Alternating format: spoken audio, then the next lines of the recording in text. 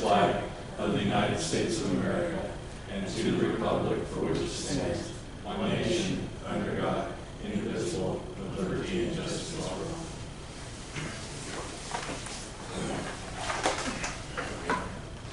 All right, we need approval of tonight's agenda, and there is an amendment under number 10, all the items.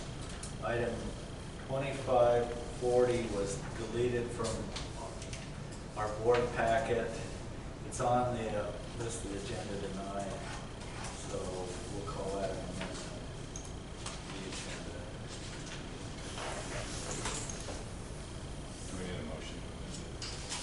Do we need a motion to amend it? To add 2540? We probably should, I guess. Is there a motion to amend it? I'll make a motion to amend the agenda and add 2540. Second.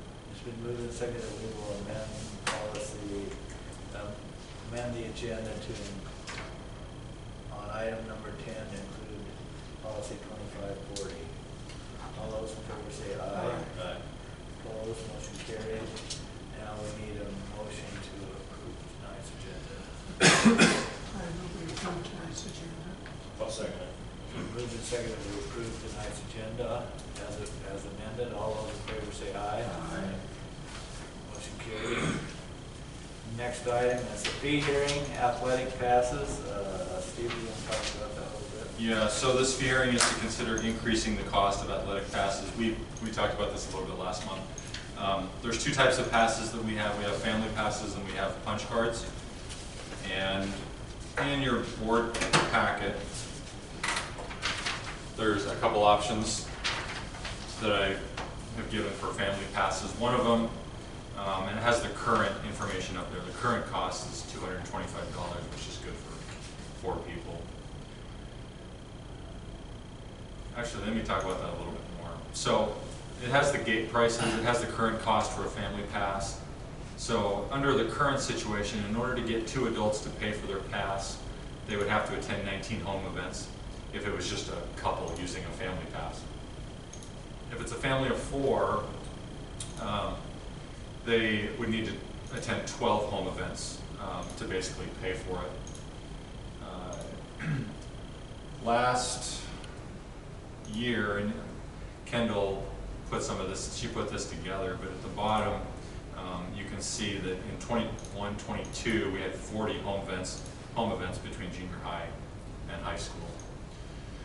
So a couple of proposals. One would be $250, increasing it by 25. So in order for 2 adults to basically pay for it, they would have to attend 21 events. Family of 4, it would be 13 home events to pay for it. If we increased it to $275 for 2 adults, it would be 23 home events to pay for it, and a family of 4, 14 home events. So a couple different options there. And like we talked about last month, revenue just is not keeping up with expenses when it comes to athletics. So that's one thing to consider. And then on the back of that is the punch card information. A current punch card costs $60, which is good for 15 punches. Basically, you're getting into the game for $4 a piece. So you're saving $2 a game. A couple of proposals. One of them would be go to $70, which would get you in at $4.67 per punch, so $1.33 less than a regular price for an adult, and then $75, which would be $5 per punch, save $1 per game, is what it would be. So some things there to consider. It's an action item later to consider increasing those costs. Any questions about those? Thoughts or what do you think? Well, I think for the punch card, I think you could raise $75. Like $15 more. Yeah. For the family pass, $50 more. Okay. Yeah, I don't know whether $50 is too big a jump or not. But When did we last change? Change. At least 2 years. When was it? I think it was more than that. Yeah. I was gonna and say then 5 or 6. I think it was when I was AD. I was the secretary, so I guess, yeah, it has been. I think it's been 6, 7 years maybe. Do you remember, Steve? Yeah, for a long time. It wasn't, yeah, that's right. It's been a while. That's all I have for now. Okay. Any other questions on that for now? Okay. On that too, I think a lot of people just do it for the convenience too. I think so too, yeah. Okay, next agenda item is the annual sick leave bank report. So I'll turn that over to Amy. Okay, I passed out just our certified and classified reports. It starts with the classified, I believe, first page. You can tell last year we had a total of 11 days contributed to the classified sick bank leave, for a total of 41 days in there. It also looks like we had a person access it of 8 days. So it's been used by one classified member, and that takes a committee to approve that leave. And so we voted on that. And there's 41 there for classified. Flip the page, you'll see certified contributed last year, 18 days. And they're standing at 91 days in the certified sick bank leave, and nobody has accessed it at all. And the cap for the sick bank for both classified and certified is 125 days. And then after that, once it's capped there, then it can be only new members added. And I apologize, I gave you last year's number. For classified, it was 18, actually, that has been added. For classified, I apologize. I said 11. Any questions on that? Any questions for Amy? So there's only 41 in classified? Yep, right now for classified, 91 for certified.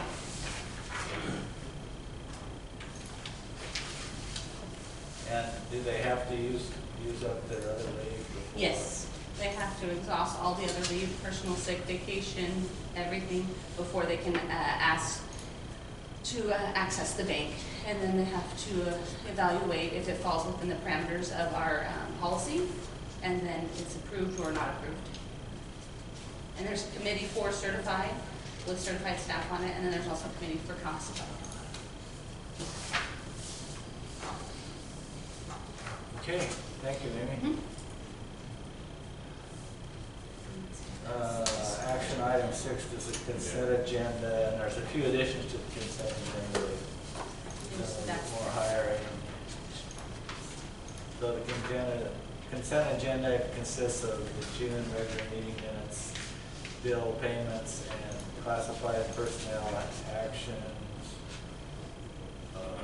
And then plus the addition was accepting the resignation of Lana Stevie, hiring Jessica Parsley as the first service supervisor, and hire Vernon Adamson as the custodian.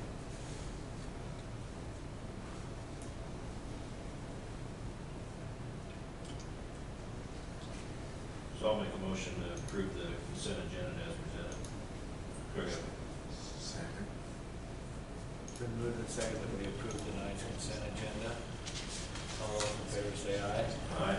Opposed, motion carried. No patrons? Nope. What about financial report?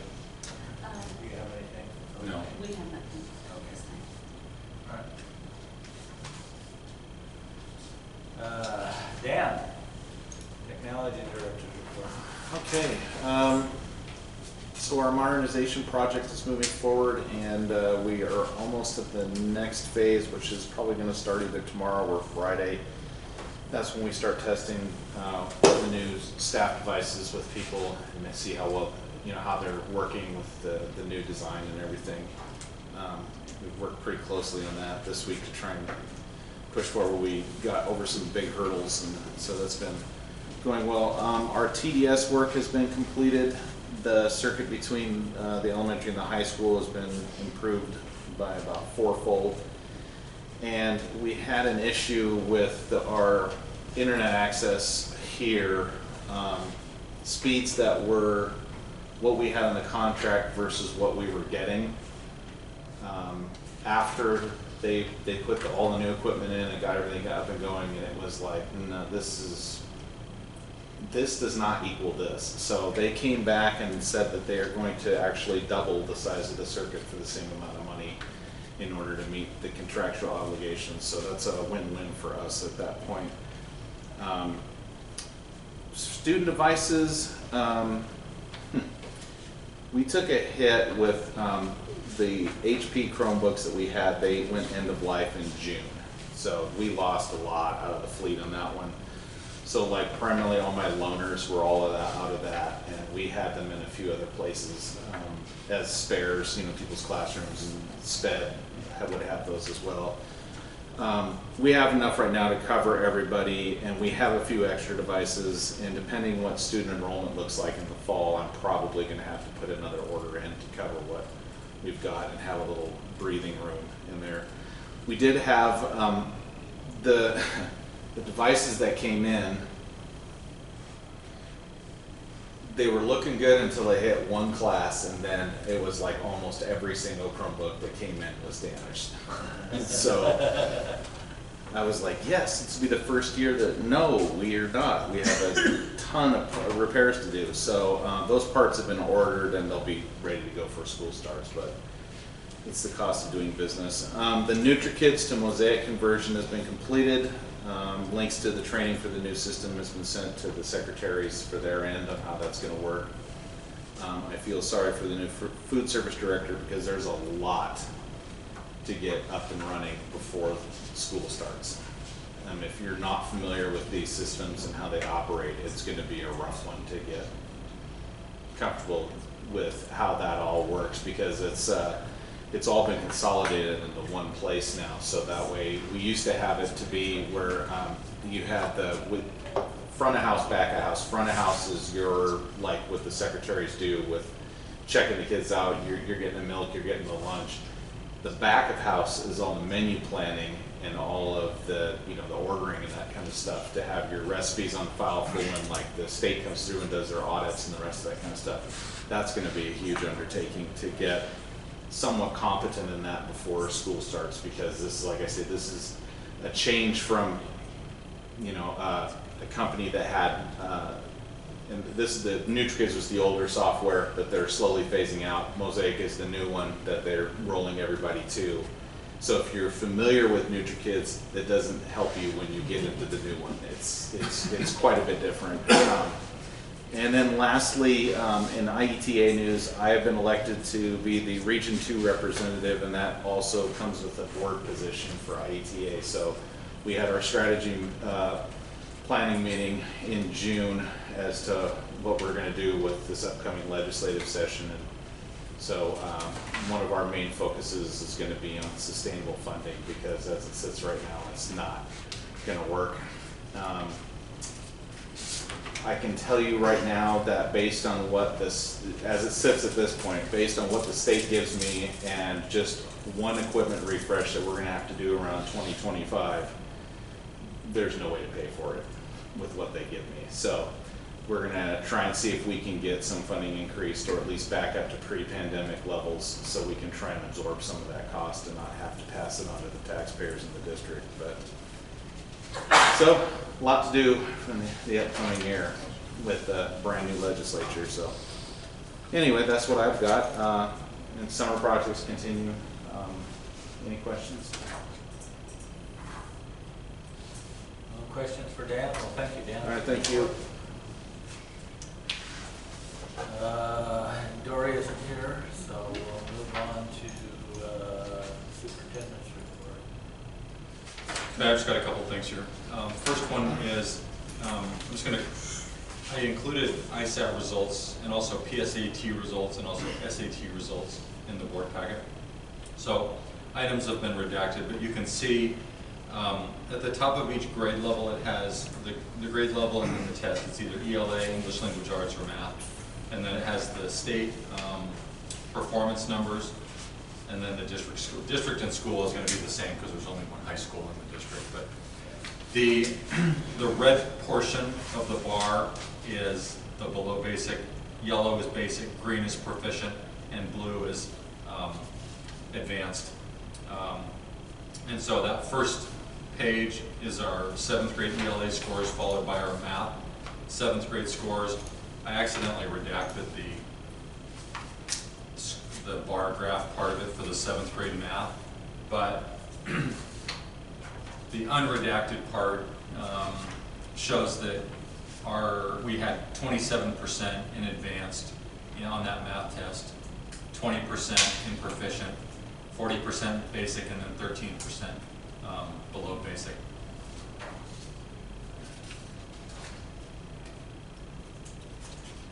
Eighth grade is after that. The 8th grade ELA and math scores, 9th and 10th. So those are the grades 7 through 10 that take the ISAT, ELA and math, and then science is also included, but we don't have science results reported to us this year. So the ISAT scores, particularly in math, were not good, not at all. And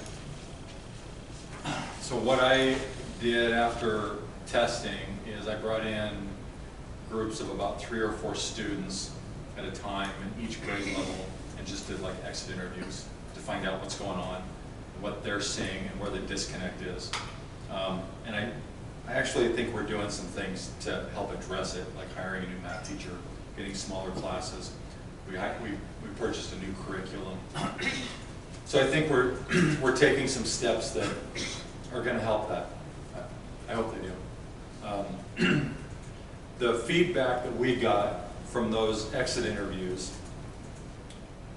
is this, and I basically took the feedback from those kids, those conversations, and put them into bullet points. The math test, the ISAT test, it's harder than the work that we're getting in our textbooks.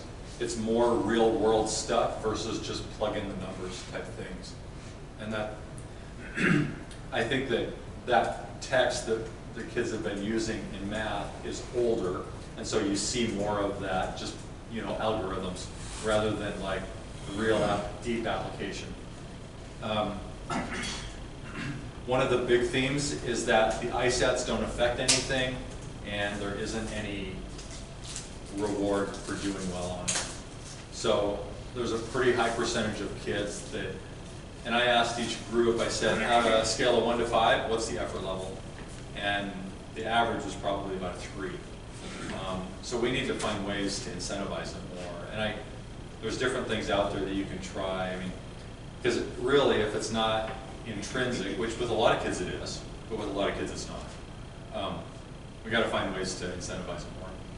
If we want kids to give their full effort. It used to be, the ISAT used to be tied to graduation.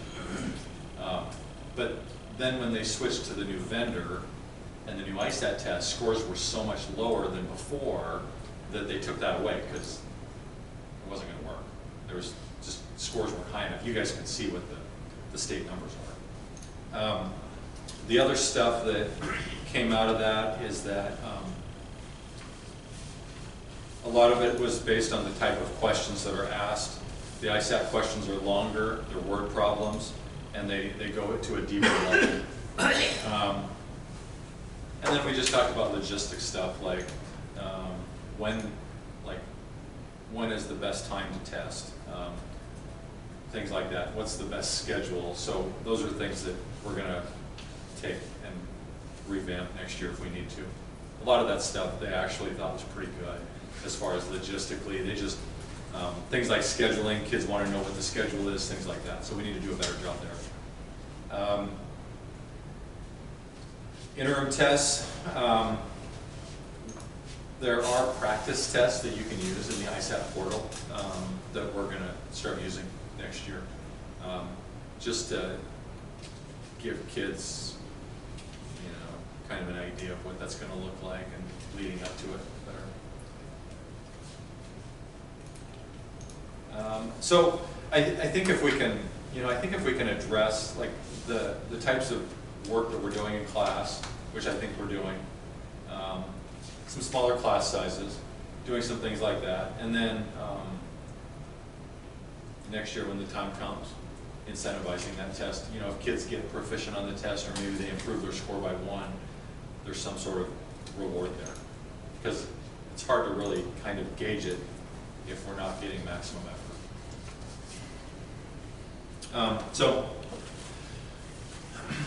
that was the ISAT information. You can look through those. The PSAT scores.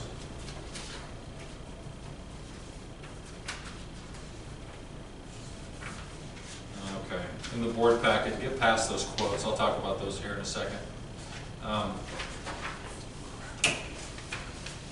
The PSAT scores and the SAT scores look like this. It's right after those quotes on the back side of it. I'll jump back, keep going forward in that board packet sheet, and then I'll jump back to that here in a second.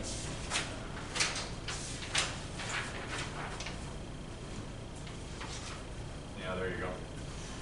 So we had on that PSAT, which is our 10th graders, we had 23 kids test.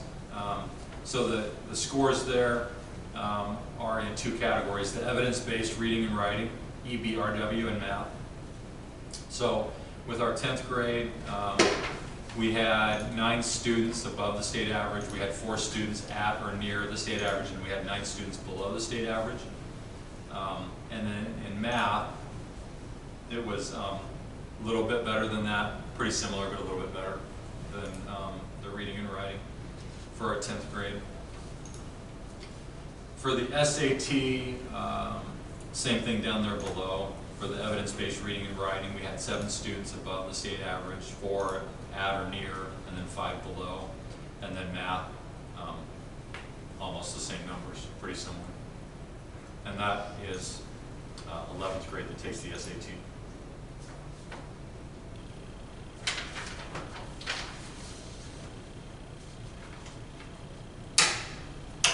Any questions there?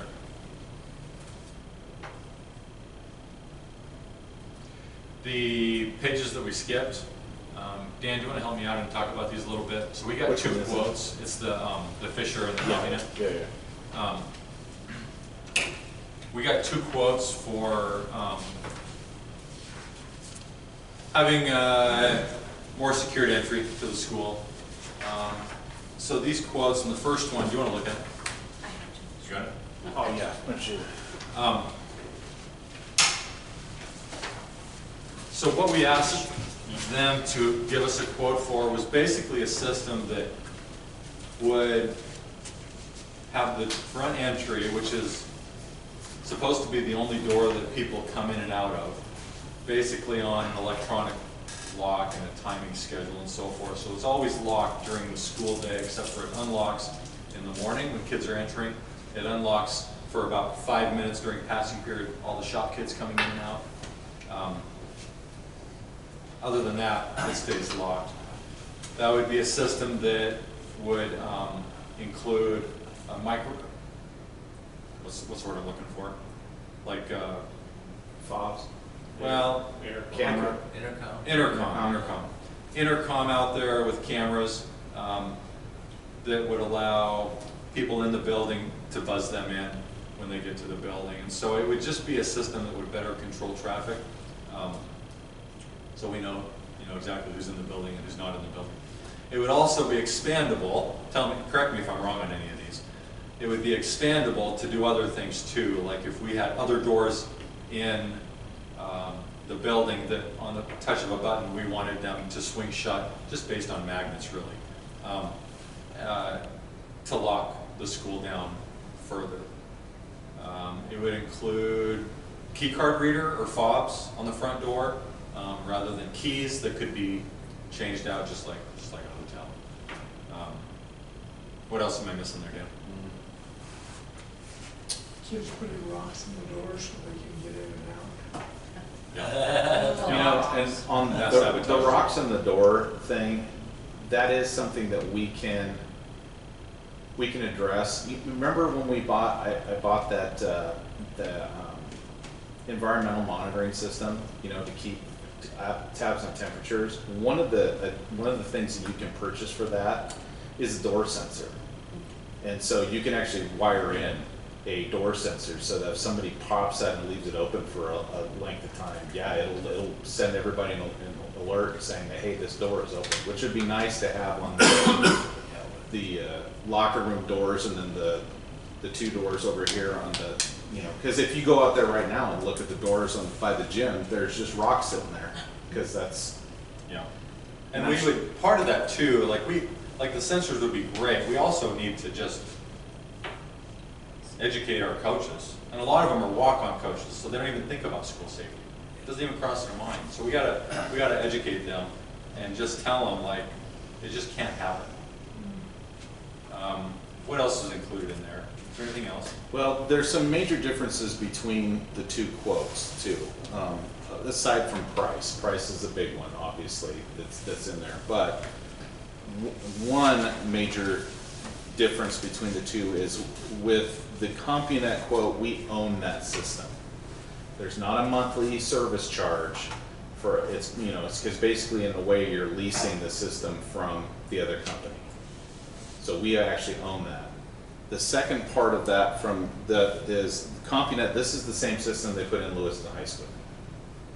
Okay, so it's already it's a proven technology. But the other thing behind it is this is also expandable in a lot of different areas too.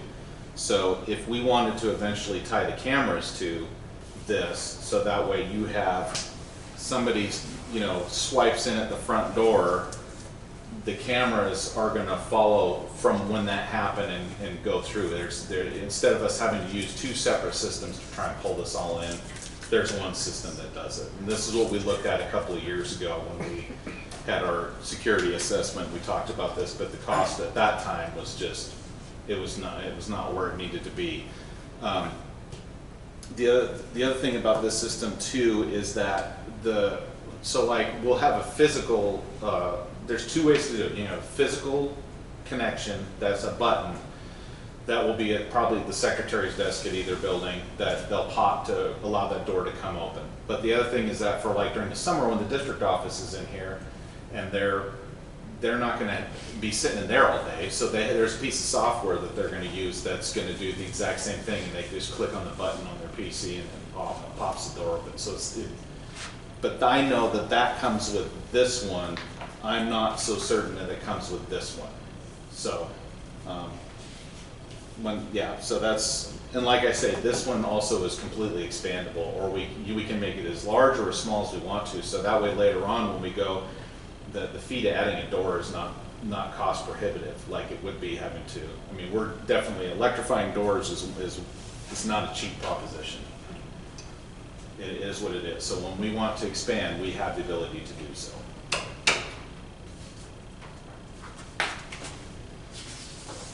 How long would it take them to get installed? I think it's just getting on the schedule, don't you think, Mr. Gertland?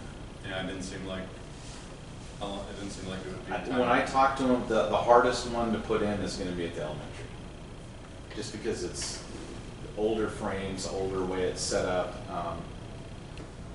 Like here, with a lot of the, I mean, there's other things that we need to do to eventually, like, get safety glass in, you know, based on what we have now. That, I mean, you can bypass a lot of our security stuff by just busting out a window.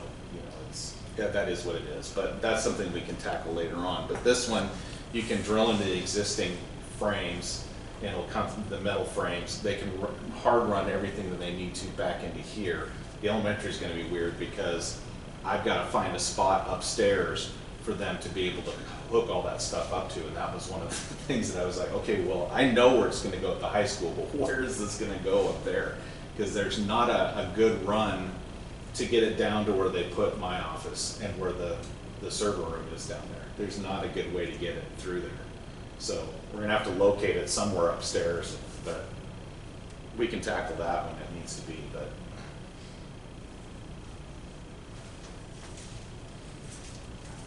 So what's the total price of the fish here? There's two.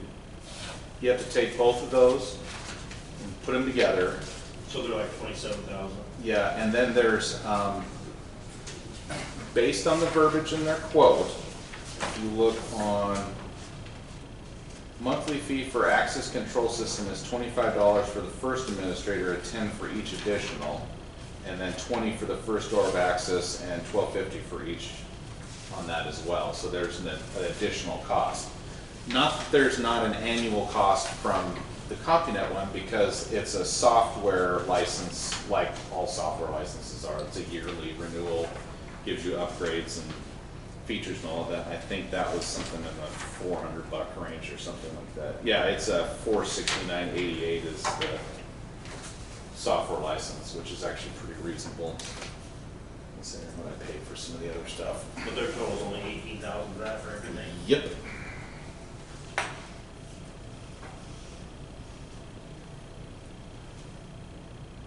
Do you prefer a copy of that? Well, what I'll say about the other quote is the equipment quote in this is about 2 generations behind where everybody is at right now. So the fact that when they built the new Lewiston High School, they went with this rather than the other one tells me where we're at.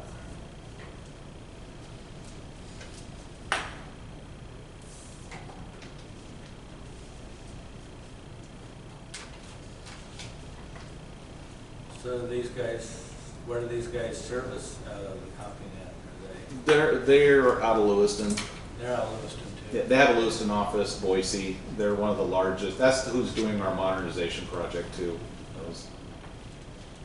That makes the grocery outlet. They're never there. They're a very large value-added reseller in the state. They do large contracts for. They did the Boise Airport with this system.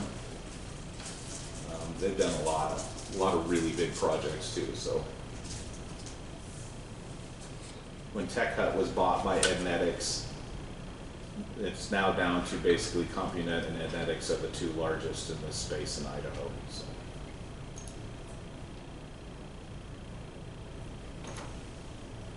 Any other questions on that? Do you need a motion or? No, it was just discussion item.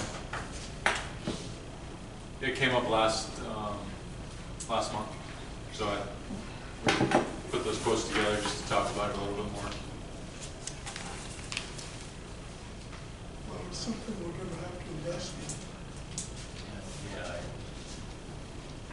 whether we like it or not. yeah, I think especially, at the grade school where they're already locking the door.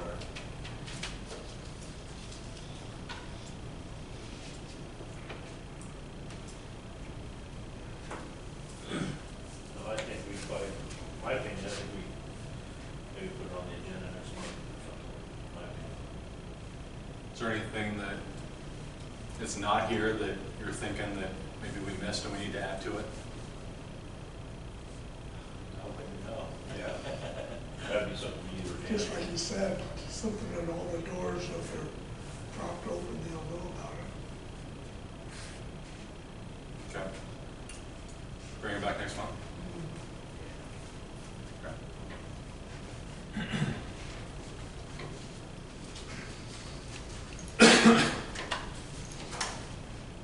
Are there any trustee reports?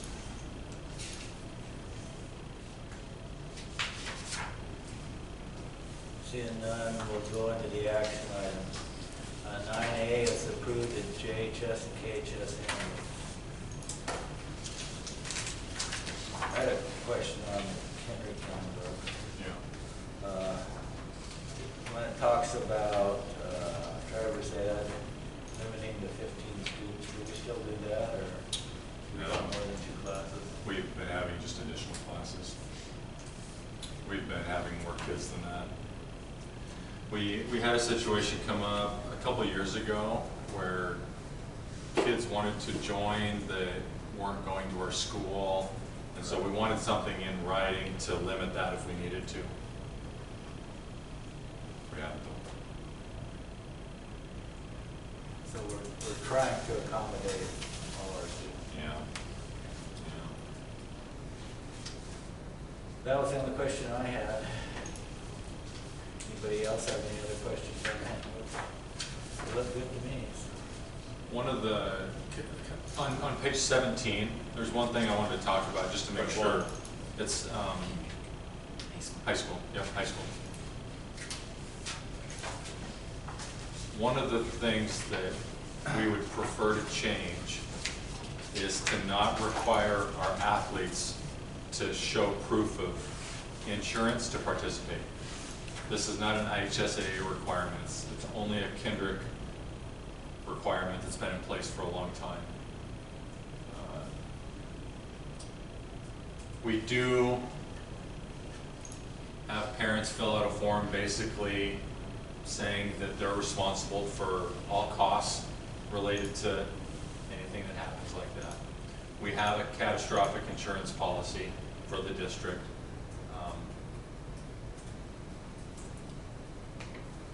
Many school districts don't require insurance.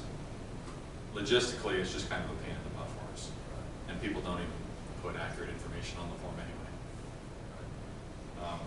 It changes a lot. It's, what it does is it creates a lot of work, because we try to then, so then the office staff tries to find vendors to offer these people insurance. It's just kind of a mess, to be honest. So that change would take away that requirement to show proof of insurance.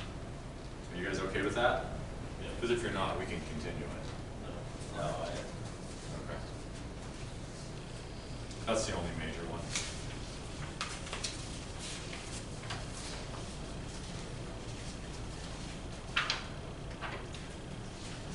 Yeah.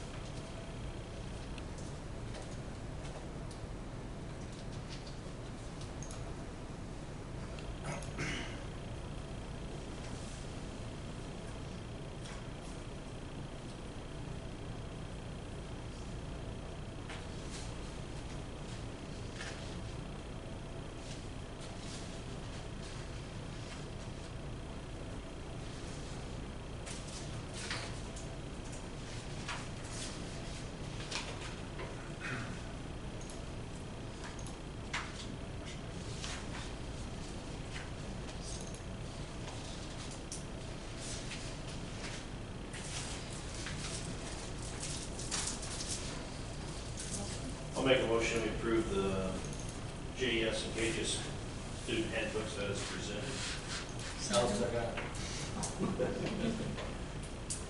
It's been moved and seconded that we should approve the JHS and KHS student handbooks. All those in favor say aye. Aye. Opposed, motion carried unanimously. Next action item is hire extracurricular assignments for 22-23. Coaches listing.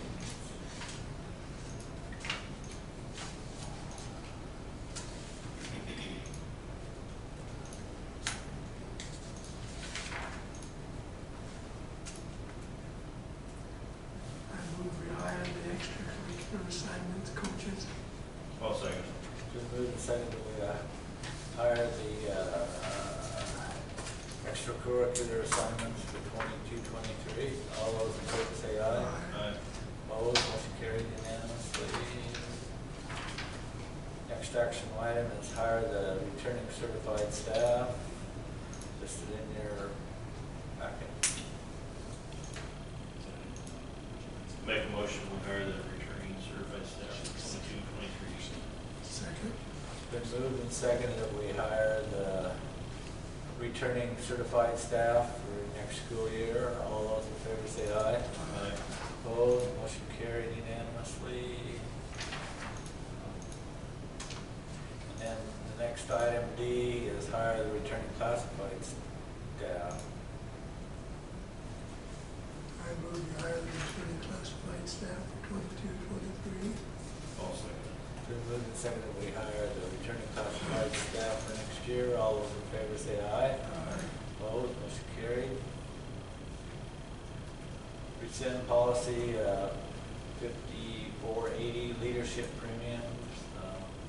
The legislature didn't provide any money for the leadership premiums, and there wasn't anything done in our negotiations about leadership premiums. So Didn't the state take the money and put it into insurance?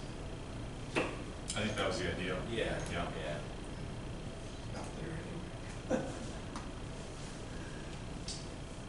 I'll make a motion that we rescind policy 5480, leadership premiums. Second. Moved and seconded that we rescind policy 5480, leadership premiums. All those in favor say aye. Aye.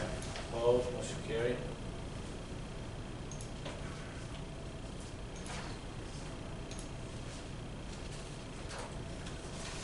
Okay, the next item on the agenda is item F, approved purchase of shot clock for the KHS gym. You want to speak to that a little bit, Steve? Yeah, that's fine. IHSA approved the use of shot clocks, so beginning in 23-24. They'll start being used at the state tournament. I believe our league has agreed to start using them in 23-24. They're quite a ways out.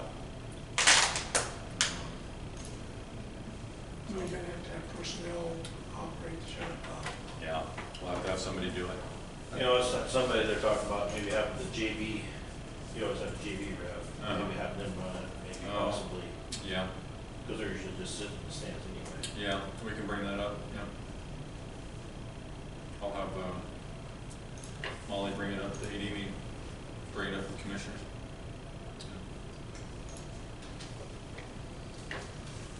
That's an option. Yeah. So, when do they think they would put them in? I think that if you order it now, last I was told it's 5-6 months out at least before you get them, and then once you get them, just getting them installed. So it wouldn't These be ones on distant. the wall, they go right above the hoop. These would be mounted on the wall behind the hoop, offset. And they're standalone by themselves. Where do they run? Oh,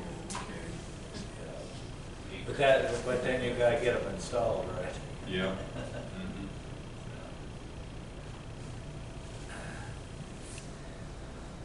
I move we approve shot clocks for 23-24 year purchase. Second.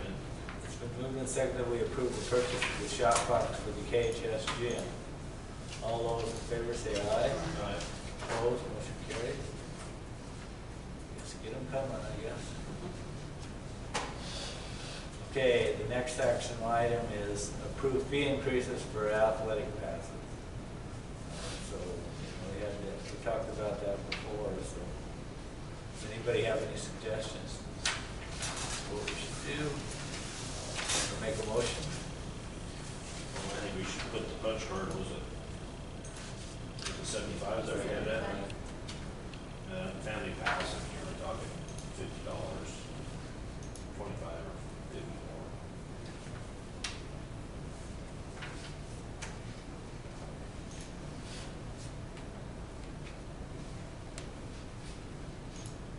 Is it 250 or 275, is that two options? $250 is the one option, so that increases to $25, or $275 at $50. They're currently $225.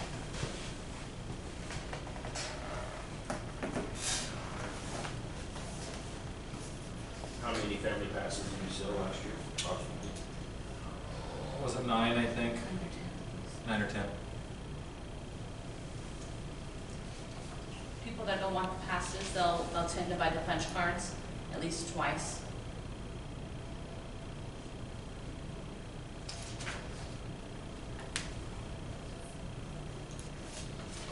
I think it's too much to increase by 50.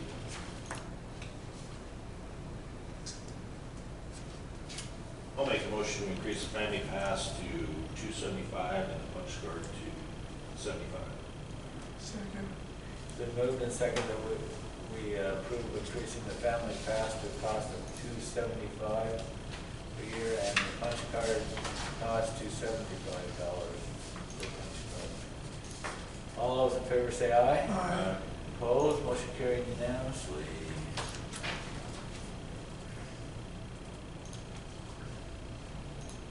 Okay, next item is approve the next year's 21st Century Program budget. And I think it's basically last year's budget. Is that right, Steve? Yep. And remember that grant stays flat now. It doesn't decrease like it used to.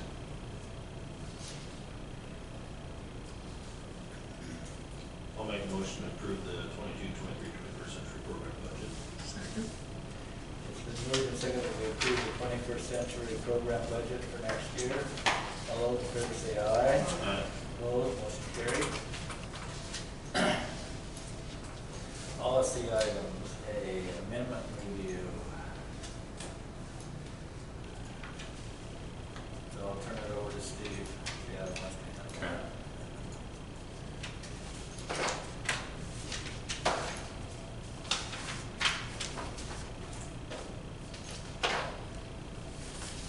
Okay, so these came out in the summer policy release from ISBA.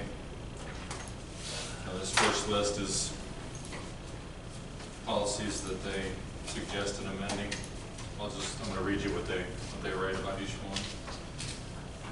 So, policy 1210.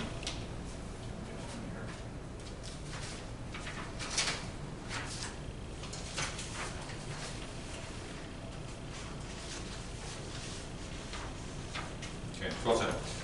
Qualifications, terms, and duties of board officers. These edits change the policy to align with ISBA's current recommended practices for board chairs making motions. Instead of prohibiting this, ISBA recommends the chair hand over responsibility for chairing the meeting to another board member before making a motion. This is an optional update to an optional policy. It's a policy we do have in place. So that's 1210. 1420 is, and feel free to interrupt me if you have any comments on these. 1420 is trustee expenses. This update includes a few different changes. First, it provides the option of setting a firmer policy for when board members should submit their request for reimbursement of expenses. Secondly, it calls for the reimbursement of board members' costs in traveling to board meetings, regardless of travel distance, if requested by the board member. This aligns more closely with the interpretation of the law by the attorney who consulted on this update than the old policy language. Finally, this update removes an obsolete mention of reimbursement for telephone services. This is a recommended update to an optional policy.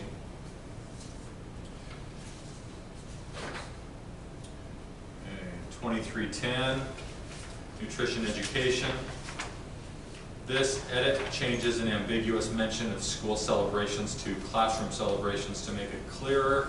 This refers to events like classroom birthday parties, not school fundraiser events. It also changes a reference to the school nutrition team to the term district nutrition team. Finally, it removes some loosely related information about educating the public on nutrition, which has now been moved to 4180. This is a required update to a recommended policy. That's 2310. 2385, English Learners Program. These edits were made to bring this policy into compliance with federal code, which imposes stricter requirements for participation in English learners in assessments than the state code on which the old language is based. This is a required update to a recommended policy. That's 2385.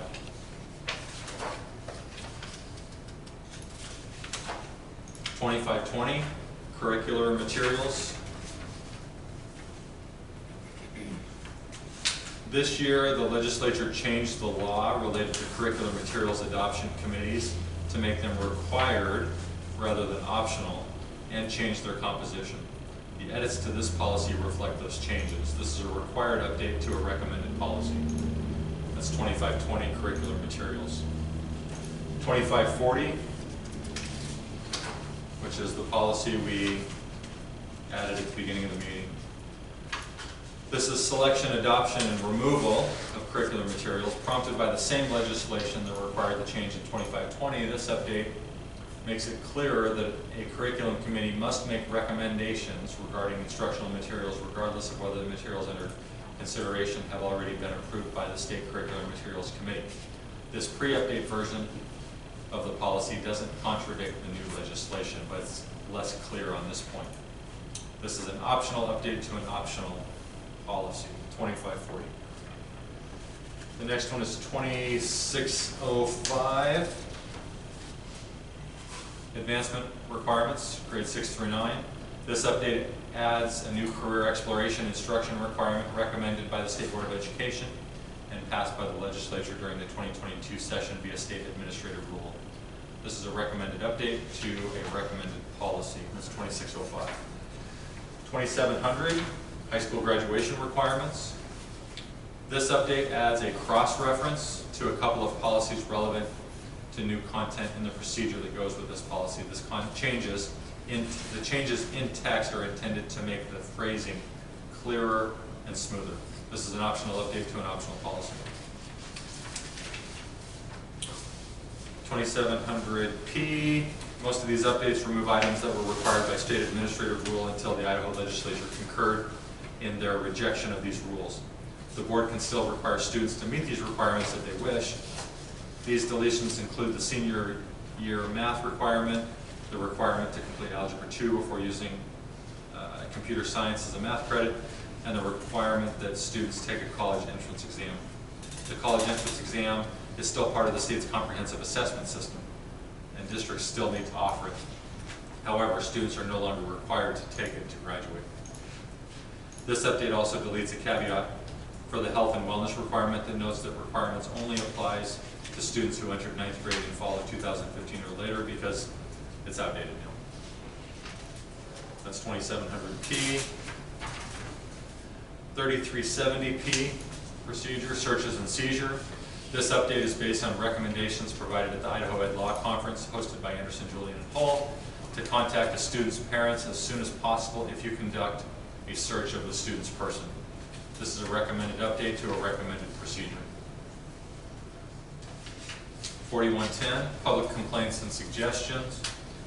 These changes are part of an effort to draw a clearer distinction between the uniform grievance policy, intended for cases in which a member of the public believes the district or charter school has violated their rights, and public complaints that don't relate to a possible violation of rights. The board has a great deal of freedom in determining the details of this policy. In general, ISBA recommends that it would be simpler and more streamlined than the uniform grievance policy. While your public complaint policy does not have to look at this one, ISBA recommends ensuring it does, not simply direct readers to use the grievance policy. So basically it directs people to the correct place if they want to complain. Either the grievance policy or the public complaint. Seems confusing. Okay, but I think we got there.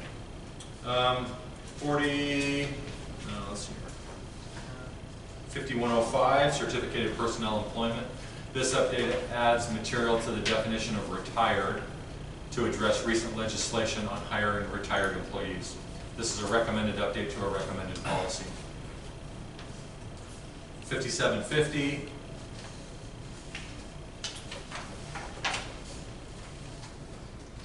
Employing retired teachers and administrators. This update adds material related to the same legislation as the update to 5105. It notes that the school or district may hire anyone retired from a per se employer who is at least 55 years of age. However, they can only be employed until June 30th, 2026, unless the legislature removes the sunset clause from this section of Idaho Code. This is a recommended update to a recommended policy. 8105, extracurricular transportation. This update is based on recommendations provided at the Idaho Ed Law Conference hosted by Anderson, Julian, and Hull to avoid organizing, encouraging, or promoting carpooling to district or school sites or events. Carpools that seem to bear the district or school's approval are a worst of both worlds option from a liability standpoint. The district or school takes on responsibility for things that might go wrong, but no control over the safety of the vehicles or the drivers. This is a recommended update to a required policy. Okay, so those are all of the policies that are up for amendment. Is there any that we want to go back to and review, or are we good? Okay. So there's. Are we good with the requirements, graduation? I mean, I'm fine with it. I think it's mostly that they don't have to take 4 years to manage. Correct.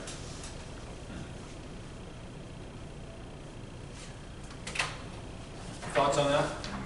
I was just looking to see if it's changing.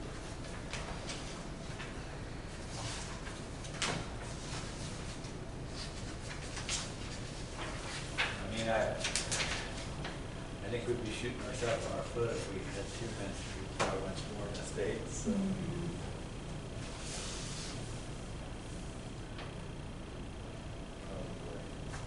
Okay. The next policies are first reading, so these are new policies. First one is 2415, supporting students with characteristics of dyslexia.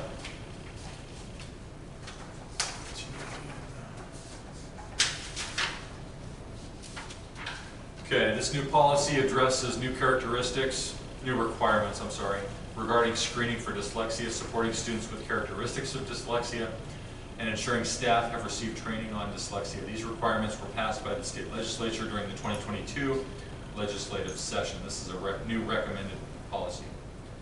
So this just supports the new legislation on it. So are we supposed to give the test and see if they are? Well, we have to come up with some way to screen. So we're still waiting for further guidance on that from the state. Same with training, like trainings are going to be required, so we're still waiting for training options. So the state's scrambling for that stuff.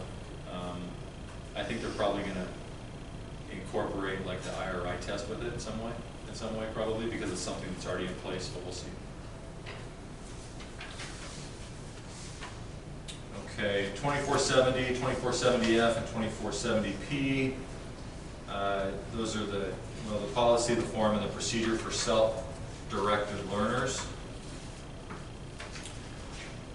This new policy addresses new legislation granting students a right to be designated as self-directed learners if they meet certain requirements. The state legislature passed this legislation during the 22 session, and it takes effect July 1. While it leaves to the district or charter or school many of the details of establishing the criteria the student must meet and the kind of flexibility that they can be granted, a process for designating self-directed learners is required. This is a new required policy. The form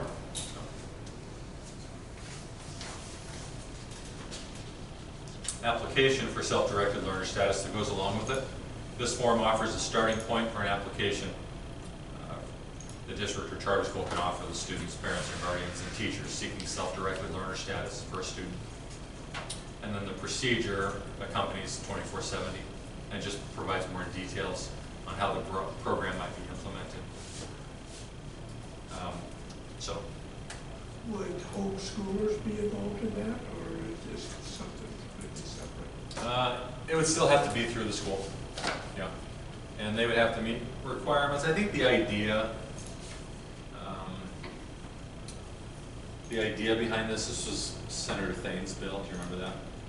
I think the idea was maybe like kids that are, probably advanced, doing different types of things to supplement their education is kind of the idea there.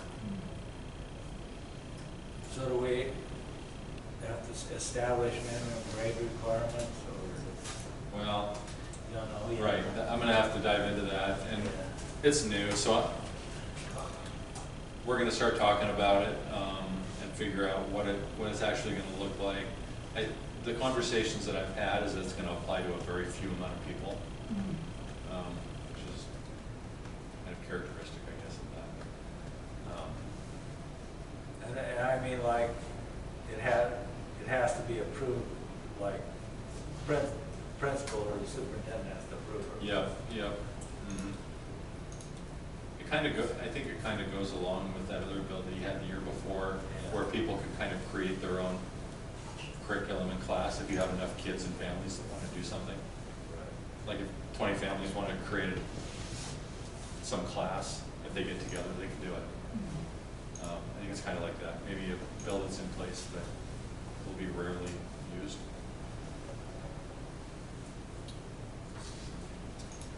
I guess, to be honest, I'm gonna have to read that procedure and form a little bit better. Yeah, it's gonna be something that's got to be. Yeah.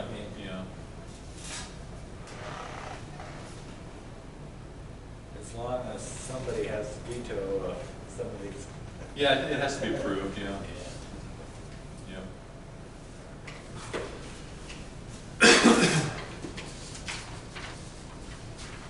So those are first readings. And that was it. That was all of them. And that came from the summer update.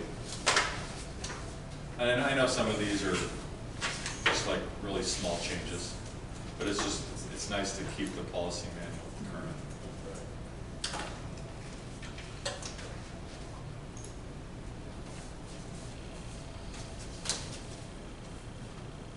So the next agenda item is board member input for future agenda items. I guess we thought we should put the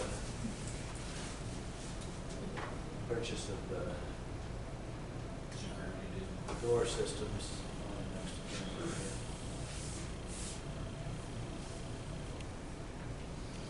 We've had any applications for lost board member. Yes, we have one application, and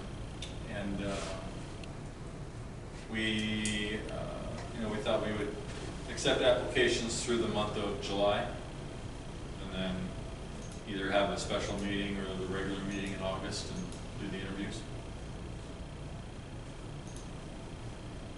Does that schedule sound okay?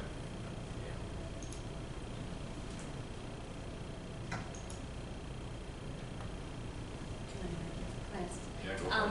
Just to have it on your guys' calendar in the back of mine, ISBA convention is in November, the second week in November, the 9th through the 11th, and that's in Coeur d'Alene this year. I know that registration is going to happen probably sometime maybe this week, next week, so I'm going to put you all down, and then if we want to cancel, just let me know. But it's better to get the rooms and reserved and have it there.